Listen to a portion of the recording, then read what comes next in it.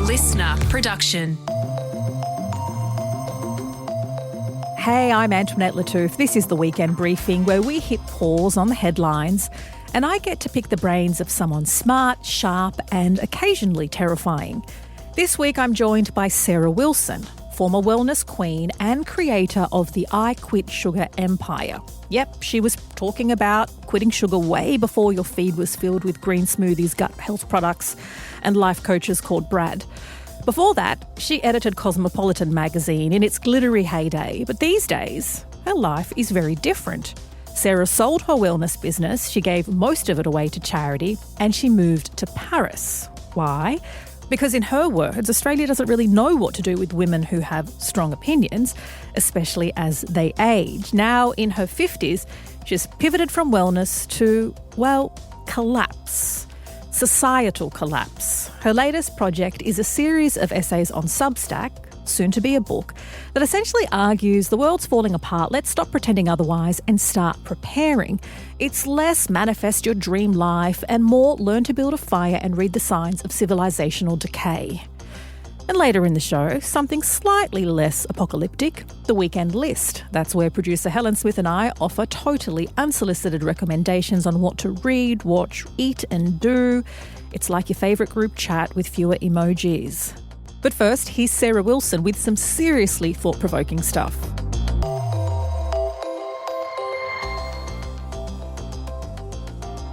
Sarah Wilson, welcome to the Weekend Briefing.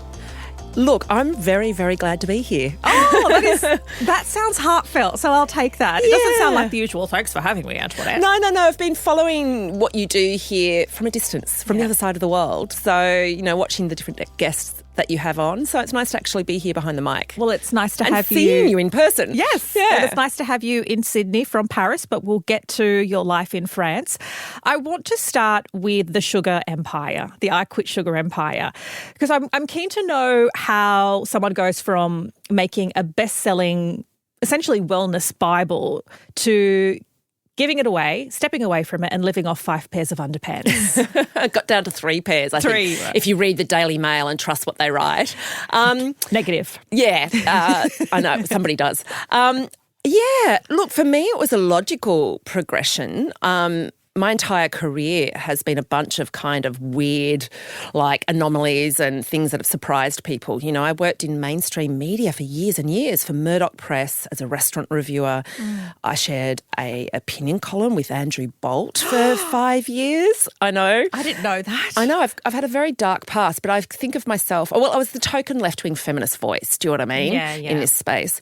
Editor of Cosmo, hosted MasterChef, then moved into this sort of space of living in an army shed in the forest and wrote I Quit Sugar. And it sort of happened by accident that it did so well. And as you say, I hit a point where I sold it all off and gave all the money to charity. And what I've always done is just gone to where I'm interested. I've never applied for a job. I've never had a whiteboard, with a plan for what I'm going to do. It's just been this series of kind of angst-ridden accidents or sort of stumblings into, and I just get very passionate about things. This is no big secret. I've got bipolar, and I think that actually affords me a very intense flavour of curiosity. So I go down rabbit holes, and it generally takes me 3 to 6 years, I'm not joking, to research a book or a project. And then I emerge and sort of people go, oh, hang on, this is a surprise. How did you go from sugar to anxiety to the climate crisis and now to civilizational collapse? But for me, it really is a progression. I'm sort of going deeper and deeper into where human pain is at. Yeah. I kind of smell where people are feeling real deep pain in society. And then I go, we need to look into this. Somebody needs to be talking about this at a philosophical, spiritual, science-based level.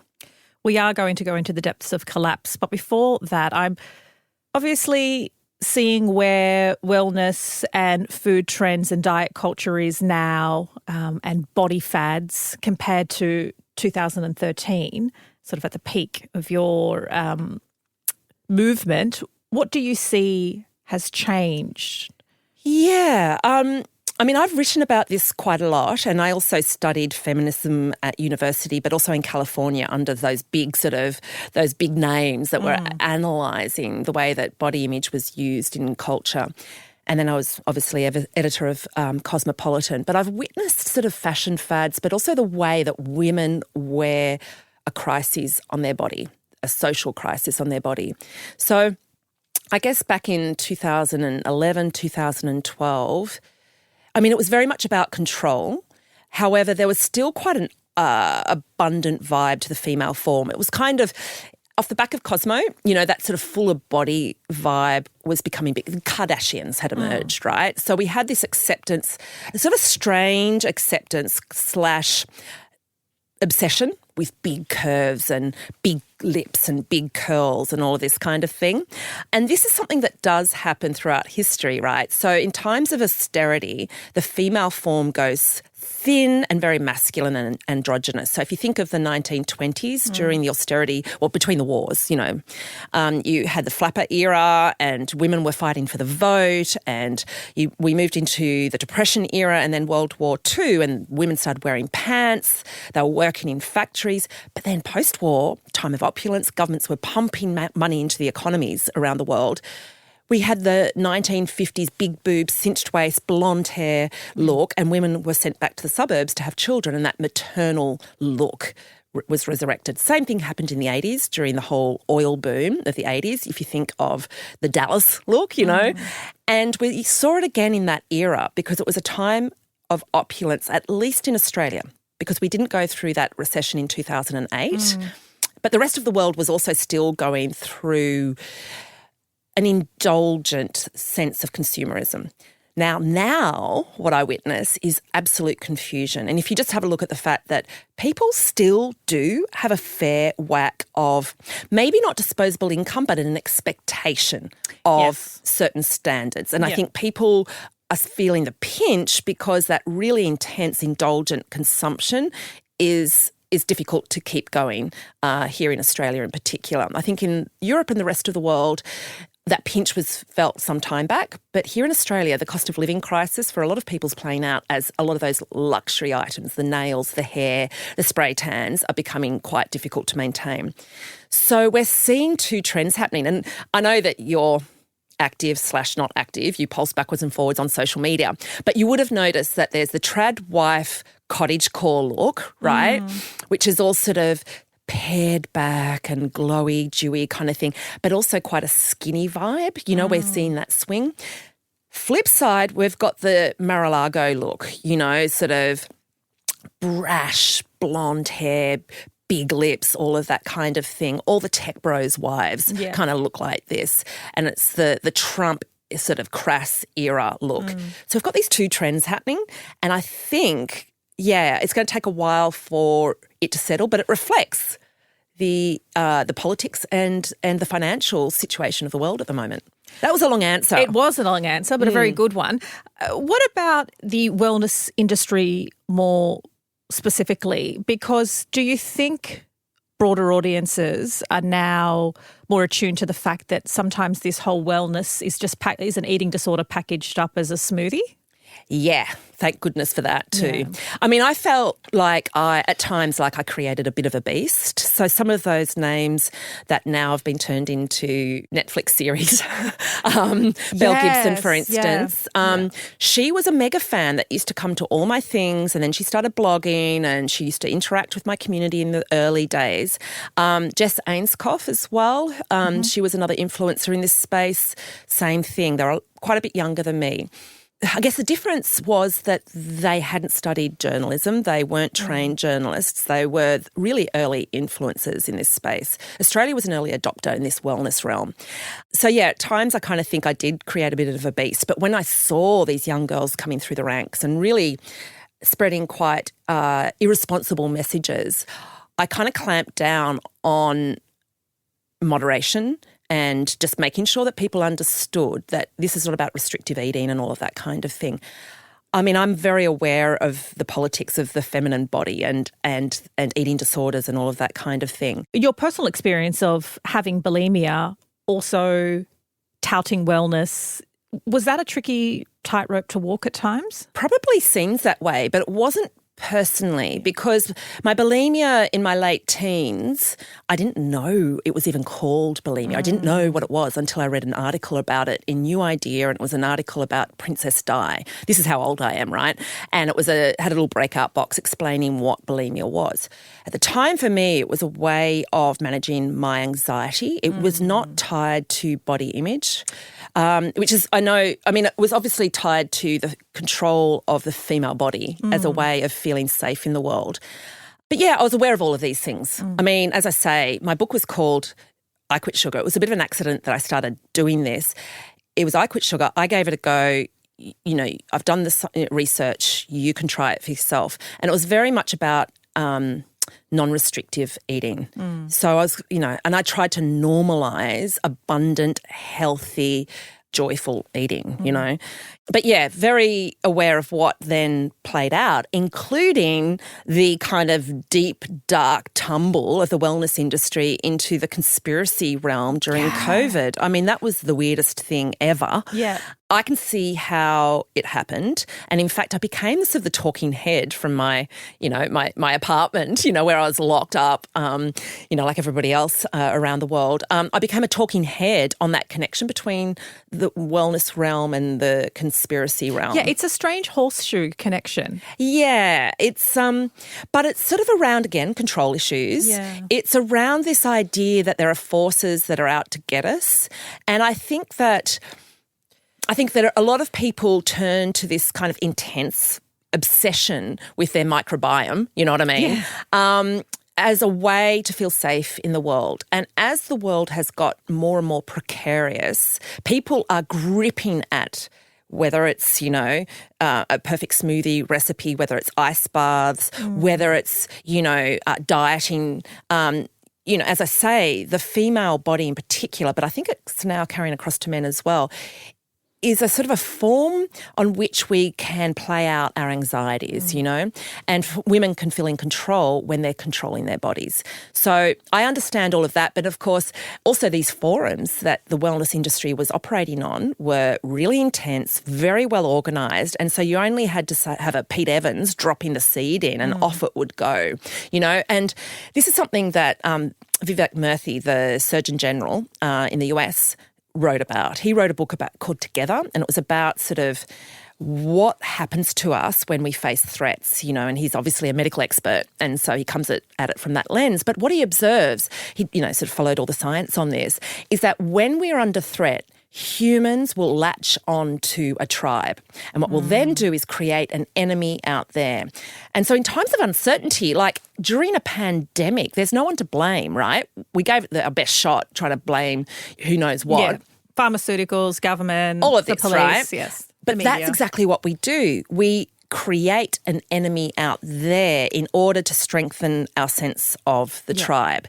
And so I think that's what also happened with the wellness industry. They felt very precarious, this nice little tight bubble of, green smoothie recipes and drumming circles and all that kind of thing was disrupted.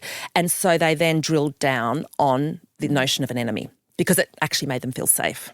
I came across an interview where you said, and I quite liked it, I don't do regrets. I have gone and worked hard and achieved abundance. So not framing this as regret. However, looking back, is there anything you would have done differently about any of the messaging around sugar and wellness in your time? Or do you feel that it was still underscored by journalistic rigour? No, it's a really good question. And I'll say again, I don't have regrets because I do think I was very responsible. And I sort of honed the art, and it was hard, right, on the ego at the time, but I honed the art or practiced it of, when the science shifted, and nutritional science is a very, sort of wobbly realm, okay, because you're dealing with humans who do self-reporting. And that was something I educated the community on regularly. Right, these studies have come in, but bear in mind it's done on humans who do a food diary. What we can extrapolate from this is X, Y, Z. However, bear in mind that, ABC. So whenever there was science that rolled in that updated things, I made a very big effort to correct myself or amend what I'd said previously and sort of to own it. It was actually a really good process to go through, actually. It set me up for the rest of my career where I was writing about contentious stuff that moves pretty fast. Yeah. I mean, it's actually a really powerful thing to do. Anyone who's listening out there who works in, I don't know, public-facing jobs, the best thing you can do is just own it when you make a mistake. Like, own it fully. Don't do a I'm sorry if kind of an apology. Yeah.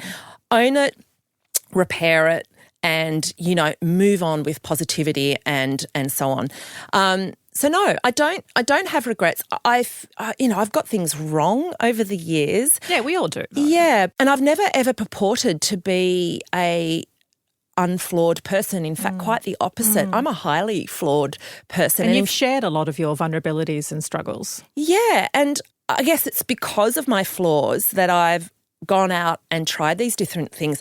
I was a seductive, gnarly sugar addict, you know, and so I went and looked into the sort of the sugar lobbying, the sugar science and so on. I had a really horrible, embarrassing clusterfuck of mental illnesses that I was so fed up with and I wanted to take responsibility for. So I went down the rabbit hole for 6 years and it was painful. And I can't say that I emerged, you know, standing on the pulpit with a thesis for, you know, with a fix for everything at all. I'm still in the muck and the mire and I've never professed to be anything other than that. And ditto with everything else I've done. All I do is go first. You've obviously achieved great success and I've loved to witness it. What I found frustrated, and no doubt frustrating for you to endure, was that after you sold the business, there were a couple of tabloid pieces suggesting or implying that you disowned your message about sugar and that you actually never really gave up sugar. You know, what was that like to read and what does it tell us about our ability to accept successful women and the decisions they make? Yeah, well, to the first part of the question, I really didn't care. Like, I was out of it. Like, as in, not, you know, not stoned or something. I was out of the business and I was already onto other things. You know, I was writing my next book and I was, you know, spending the money that I'd got on charity projects that really excited me. So whatever. And I've copped it for all kinds of things. I just find it funny. It's like, the way I describe it is it's like being lobbed with tennis balls, right? You're playing a tennis game and, you know, the balls are coming at you. Now, you can either try to put all your effort into getting a really good backswing. I don't know if I'm using the right terminology right. here. I clearly don't play tennis. And sort of, you know, trying to hit it back with some really good put down, you know? Yeah. Or you can just let the ball fall behind you and sort of flaccidly roll off the court. And that's what I learned how to do. Yeah. Just, you know, and it dies off, you know? And the other thing is it's often narcissists that are the worst at attacking women in Australia. And narcissists hate it when they get the last word. Do you know what I mean? Yeah. Like they hate it when you go silent. So, but sometimes that tennis ball lands and hits you in the head or hits you in the, you know, in the chest. I think that the more artful you get at dodging them, just subtly. Yeah. The less often they get thrown at you. Like, I became largely invisible in the Australian media landscape, and that suited me so well. I mean, it's also my age. I'm now in my early 50s, and Australia is not a kind, generous country to women over 50, which is fine. I mean, it's not fine. We're going to talk about that. Well, no, it's not fine. But at my sort of at a personal level, you know, I'm just like, oh, okay, what am I going to do? Move to Paris. And that's what you did. Yeah, that is one of the main reasons why I moved to Paris. But yes, did I find it disappointing? That was the second part of the question, wasn't it? And that this, you know, a reflection of Australian culture more broadly. Yeah. That's the bit that disappoints me. What I then did is did a fair bit of research to understand what is it about the Australian mindset that demands that we put women down, that demands that a woman who maybe, you know, moves from politics, in my case, to mainstream journalism and lifestyle sort of stuff, to television, to fairly rigorous scientific research and then writing about it for the layperson, never professing to be... Publishing several books. Yeah, and, working on these different realms. I mean, each time I've done it, I've been told, oh, no, stay in politics. Then, oh, you're the sugar girl, stop talking about this. And then eventually, oh, you're not allowed to talk about politics. I'm like, oh, for God's sakes, 20 years ago you were telling me I couldn't talk about anything else. Whereas if you are a former male footy player, you can then emerge and do whatever you want, right? You can, espouse your opinion on virtually anything anywhere in Australia. So, and land a bunch of TV shows doing it. Yeah. So something that I think is highly problematic, it doesn't happen to me elsewhere in the world. Most of my success in my later years has come from me doing well in the US. So I Quit Sugar was a New York Times bestseller. I appeared on the Today Show in the US, a 7.5-minute segment, unheard of. And then First We Make the Beast Beautiful was also a New York Times bestseller, and they ran a massive segment again on the Today Show. So strange. And I got no Australian publicity until a year and a half later after America had published these books and they'd become bestsellers. So I'm hearing a couple of things here. So because those earlier books you mentioned were earlier in your career, and so you were able to find success as a woman and as an expert, a subject matter expert. I was still in my late 30s, if you know what I mean. I was, which is old in Australian terms, yeah. So on the one hand, you were embraced as a subject matter expert in the US, but now as an older woman, middle-aged, not older, you feel more embraced and supported in France? Is that fair to say? Yeah, and America. Yeah, elsewhere, just not so much in Australia. Although I say that, this trip, and I am talking about the most difficult, controversial subject you could ever imagine, which is the collapse of civilization. Like, I really choose my topics, don't I? Yeah. I've actually, really not sought out too much publicity. I was here to see family and friends and touch base. Yeah. I've had more interest in my work than ever before. However, Antoinette, I do get a sense it's because there's something exotic about the fact that I live in Paris, because that pricks up people's ears. Again, it's that idea of you need to leave Australia, and this has been something that people have been saying for decades. You need to leave Australia before Australians can see who you really are. And I think that's something that I do appreciate and understand about Australia. We've always looked outwards, and I think of Julia Gillard, who I actually caught up with in London, and we were talking about this. That misogyny speech, crickets in Australia until it went viral in the US and Europe and so on. And, people around the world were horrified that the Prime Minister of the country had to get up and say this stuff. And then all of a sudden Australians went, oh my God, that's how the rest of the world sees us. I think we're very self-conscious like that. And that's when Australians felt like they had permission to really hear the message.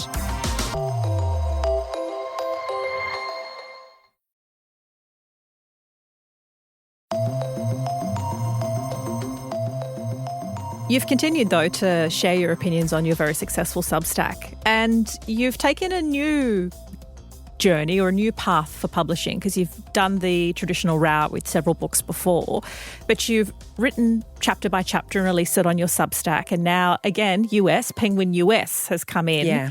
I want you to talk me through that process, and did you always think this was going to end up as a book in your hands, or were you just going, I'm just releasing my book in a different way? Yeah, it's interesting because I think in the back of my mind, obviously I hoped it would be published in traditional hard copy format, preferably with an international publisher who would do world rights. But I didn't think it would happen because it was such a controversial subject. And what is so controversial about collapse, and what's the collapse specifically? Okay, so the book is about civilizational collapse, and it basically explains why it is that we're looking around the world today and going, everything is falling apart. So in Australia in particular, we were myopically focused on the climate crisis, the collapse of the climate system. And so we're very well versed in that. But you probably remember a couple of years ago, all of a sudden AI stuff started creeping in. We started getting, biodiversity. We also got introduced to the idea, it's not just climate, it's its animal species loss. And then we're seeing the decline of democracy and the fragmentation and polarisation in media. We both know all about that.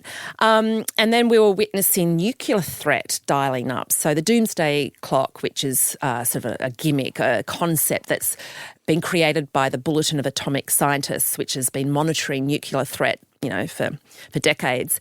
We've just ticked even closer to midnight. So we're now 89 seconds from midnight in terms of nuclear annihilation by the end of the century. So these things were all starting to pile in. I'm like, what is going on? Then Gaza, then Trump, and all of this kind of thing. And I think everybody was feeling a palpable sense, how can this all be happening at once? And I started going to systems theory and looking at the fact that we have been obsessed with the idea of thinking of issues in a linear format, right? But in fact, the world, and particularly a civilization, works with these interlooping systems that are all connected, like a house of cards or dominoes. And if one system goes, it starts tipping everything else. Now, all civilizations, I should say all complex civilizations throughout history, have collapsed. So, Roman Empire, Mayan Empire, the Qing dynasty. There's about several hundred civilizations that have been tracked that have become complex and then died out, and they all die out. And you're saying we're on the verge of collapse? Yes, we're already in collapse. Like every modelling that has been done by economists, by climate scientists, by energy futurists, by demographic experts are showing that we have hit the peak of the bell curve in all of these systems and we're going back down the other side. And the average length of a civilization before it declines and collapses is around about 250 to 300 years.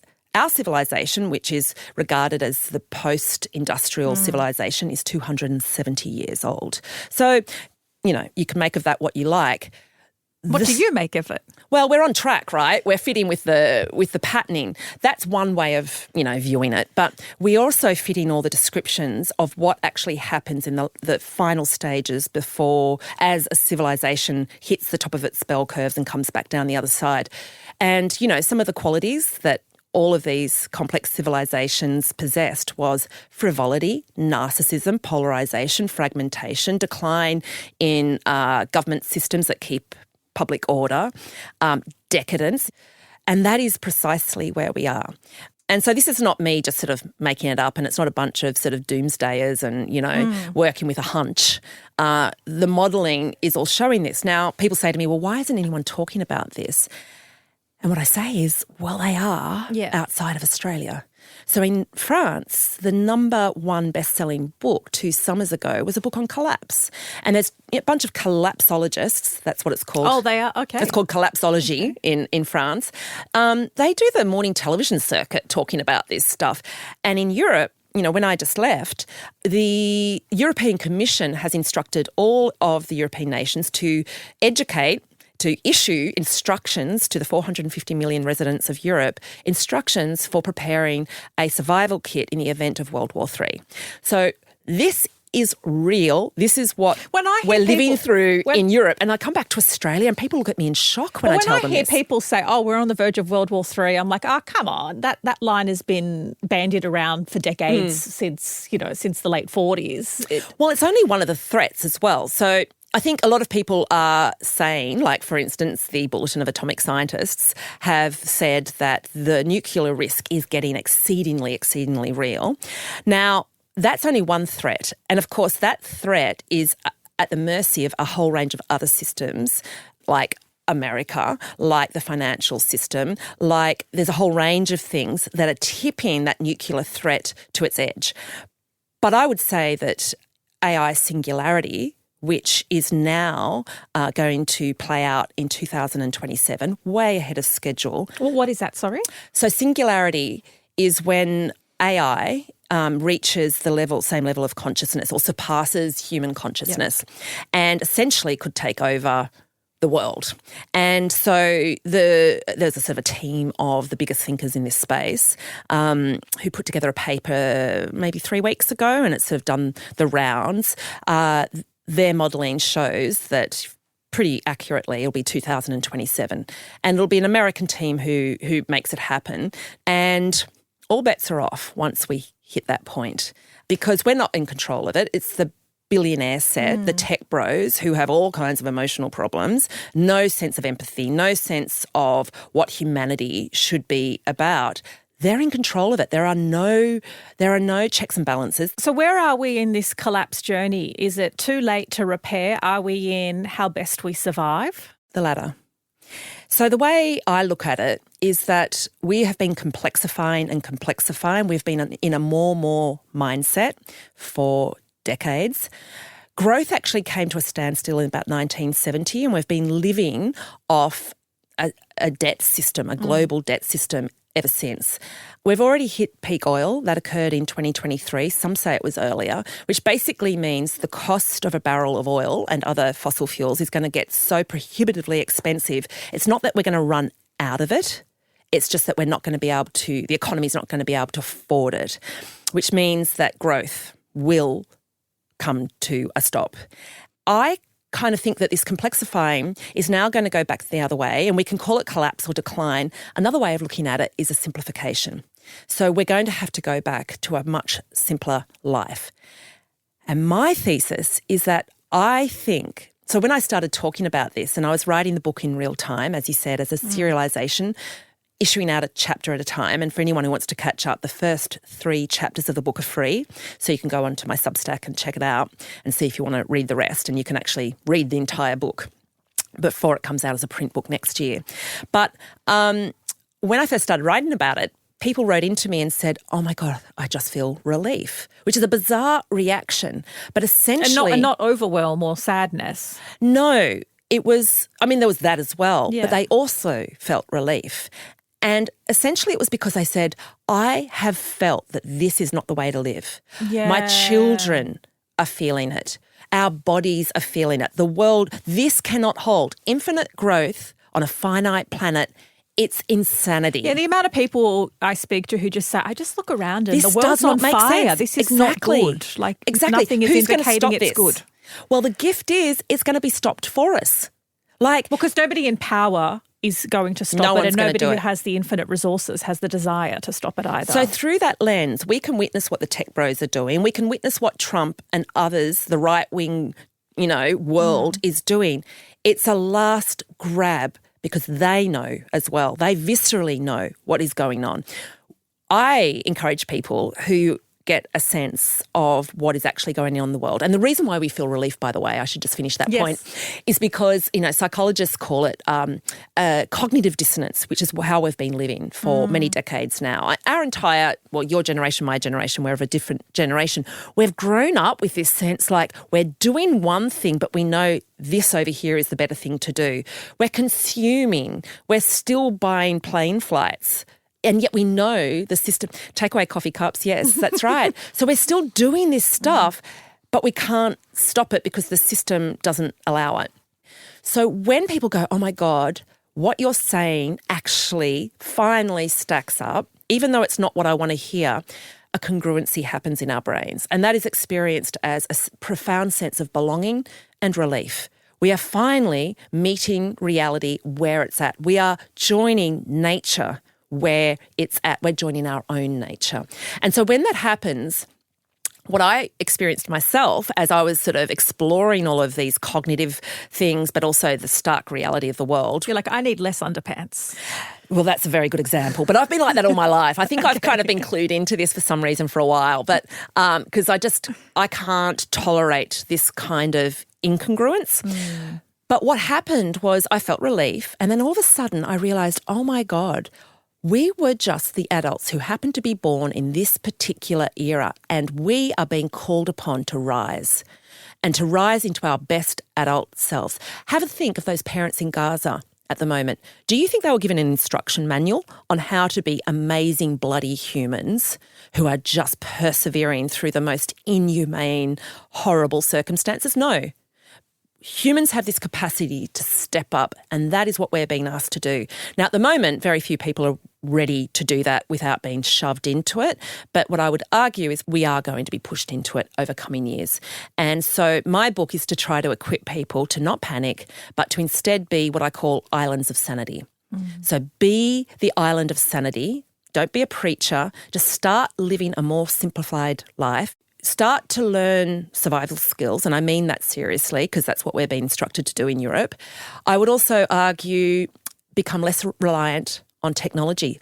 Learn how to read a map again. Yeah. Navigate your way around without a phone. We're going to need those basic skills. And when I say that to people, people go, oh my God. And somebody said to me, I can let go of my LinkedIn self. And then all of a sudden you start to think about buying an investment property or worrying about all that things, stuff. You're sending my kids to some elite private school. Like, forget all of that. A laundry renovation, you don't need it. It's not a priority. And so, the way that I live now, I live as fully as I can now. It's not a dress rehearsal. This is it. So the world is declining. It's collapsing. Let's say it reaches collapse. What would you most like to be remembered for? Oh, wow.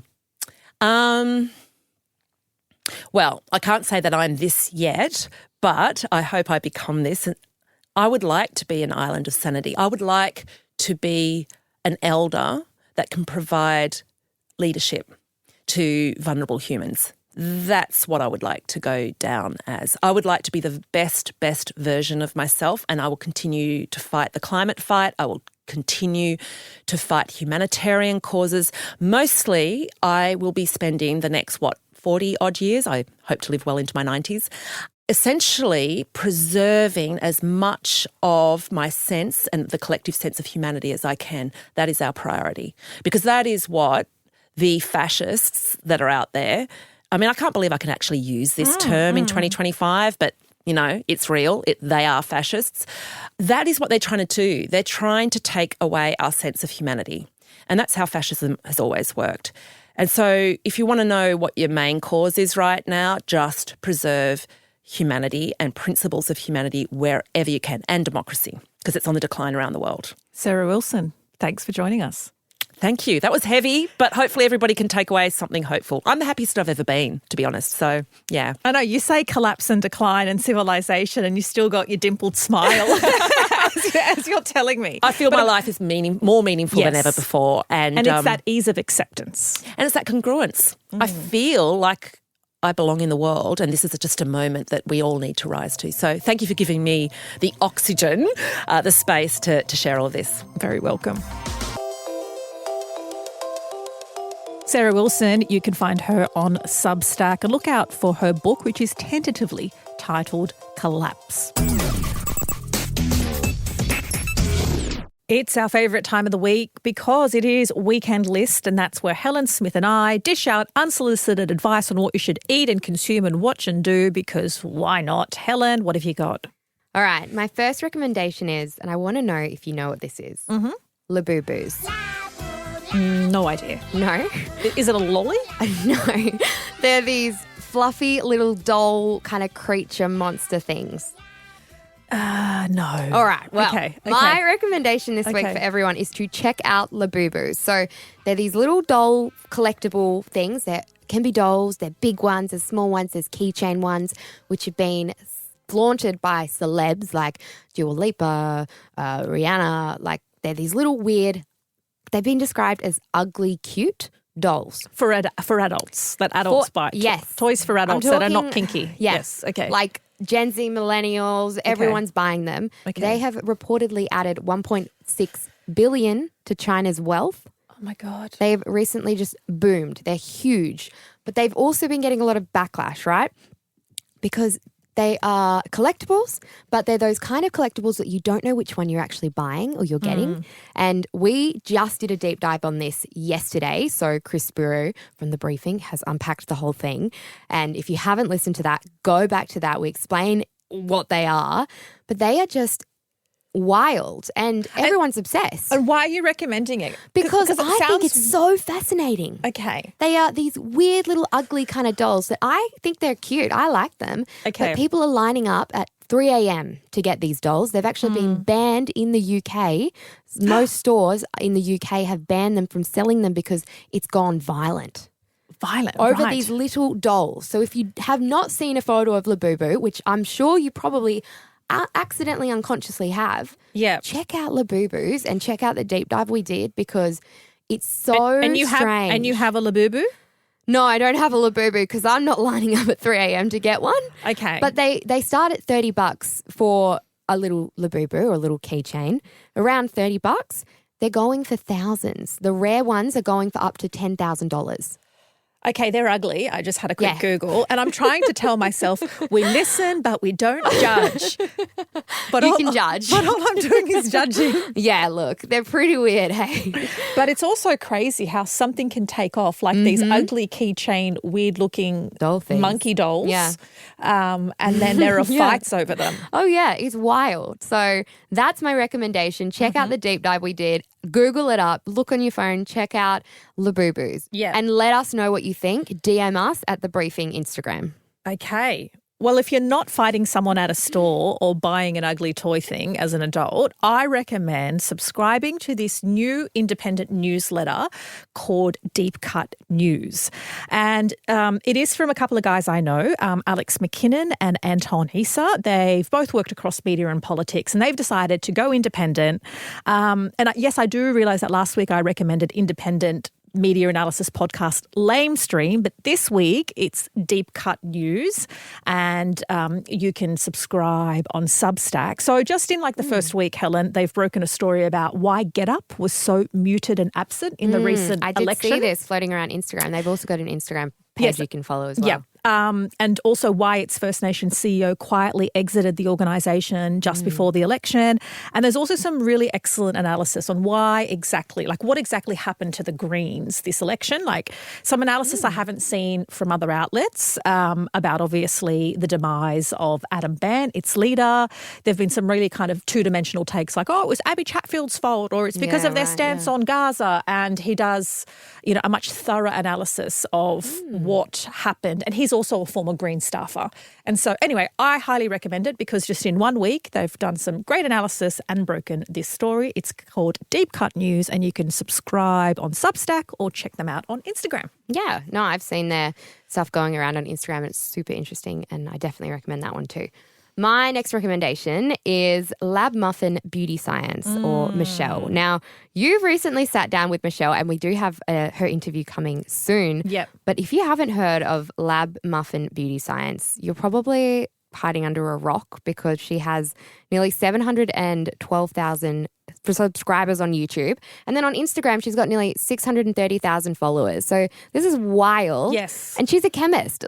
She is breaking down skincare, beauty, hair products in such an amazing way. Like my favorite thing that she's done is the YouTube video that I love is her breaking down sunscreen.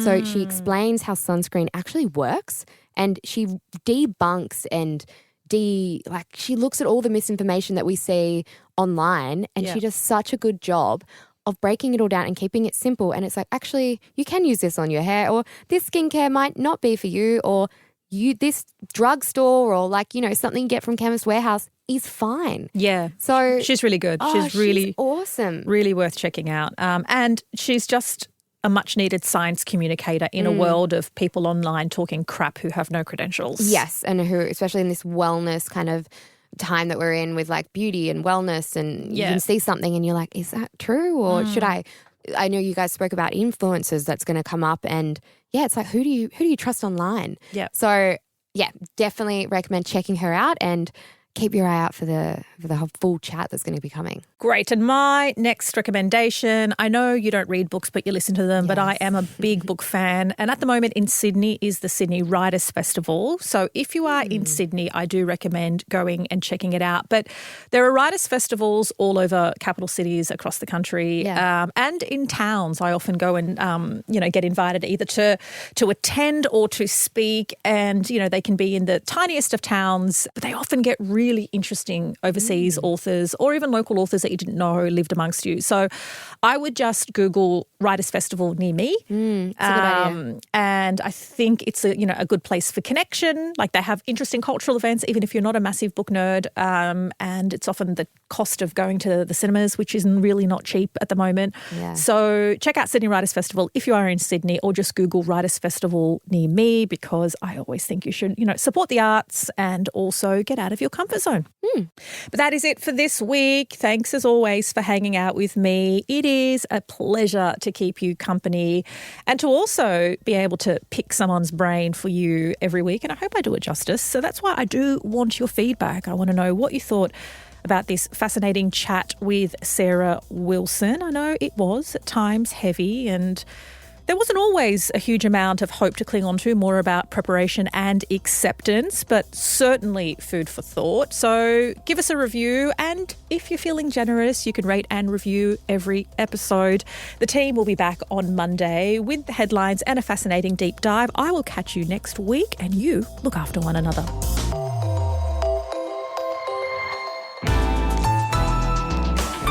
Listener.